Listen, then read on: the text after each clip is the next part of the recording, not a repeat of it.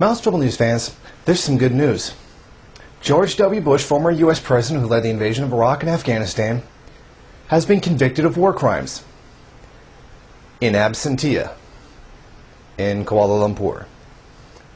Now, while this is not a big step or anything, but it is a step in that finally some of the people in the U.S. government who are responsible for some of the worst war crimes of the 21st century have finally been convicted of the crimes they committed. The court also convicted Dick Cheney, Donald Rumsfeld, their legal advisors Alberto Gonzales, David Addington, William Hayes, Jay Bybee, and John Woo. So all the top guys have all been convicted for the war crimes that they carried out. Now, while this court doesn't actually have the power to affect the arrest of any of these men, they still have been convicted, at least in absentia. A lot of the evidence against them was actually testimony from British man Moazzam Beg and Iraqi woman Jamila Abbas Hamidi.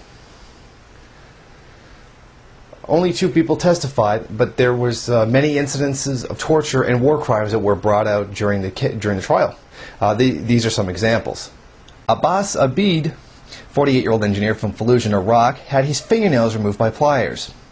Ali Shalal was attacked with bare electrical wires and electrocuted and hung from a wall. Mozambique was beaten, hooded, and put in solitary confinement. Jamila was stripped, humiliated, and used as a human shield, which was being transported by helicopter. These crimes against humanity have finally been brought to a court. Not as powerful a court as we would like, but at least it is a first step. Now, the article that this comes from also demonstrates how people in the Canadian government also helped protect those criminals. The war crimes expert Francis Boyle said this concerning those actions. "We tried 3 times to get Bush in Canada, but were thwarted by the Canadian government. Then we scared Bush out of going to Switzerland. The Spanish attempt failed because the government there, and the same thing happened in Germany."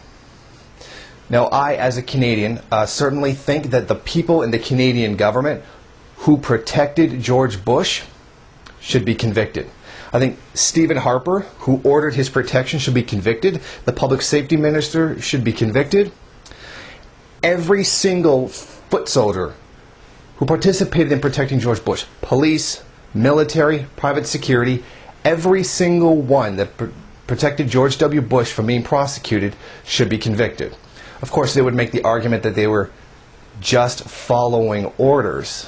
A very, very old excuse that still gets used very much to this very day. Now, the results of this conviction have been sent to the International Court, where hopefully they will pick it up and put out an arrest warrant and pick these guys up, put them on trial, convict them, and send them to jail. But we know that's not going to happen. It has been forwarded, but we know these guys are going to walk scot-free. The ruling class and its puppets in the government carry out the crimes that the ruling class needs in order to sustain their backward, decrepit, hateful, brutal system and take care of those who do their bidding. So, I would have thought at least in a formality, it's a good thing that has been forwarded to the International Court, but we all know absolutely nothing is going to happen. It would probably take some kind of citizen's arrest to get the job done.